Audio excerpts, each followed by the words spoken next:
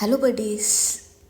As a UPSC aspirant, I know the struggle and the stress you're going through because I have been there too. Everyday ఎలా ఉంటుందంటే ఒక challenge లాగా ఉంటుంది. Sometimes ఎలా ఉంటుందంటే weight of the world is on hour shoulders లాగా అనిపిస్తుంది. But trust me, it's all the part of process అనేది. సో మనం ఏదైతే యూపీఎస్సీ జర్నీ ఉందో ఇదైతే అంత ఈజీ కాదు, కొంచెం టఫ్గా ఉంటుంది. బట్ ఒక్కటి గుర్తుపెట్టుకోవాల్సింది ఏంటంటే ఎవ్రీ స్మాల్ స్టెప్ మనం ఏదైతే తీసుకుంటున్నామో is getting closer to our goal అనేది. స్ట్రెస్ ఉంటుందబ్బా, ఇంత చదువుతున్నప్పుడు డెఫినెట్గా స్ట్రెస్ ఉంటుంది.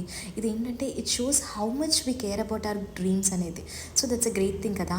సో స్ట్రెస్ నుంచి మనం మోటివేట్ చేసుకొని ముందుకెళ్ళాలి.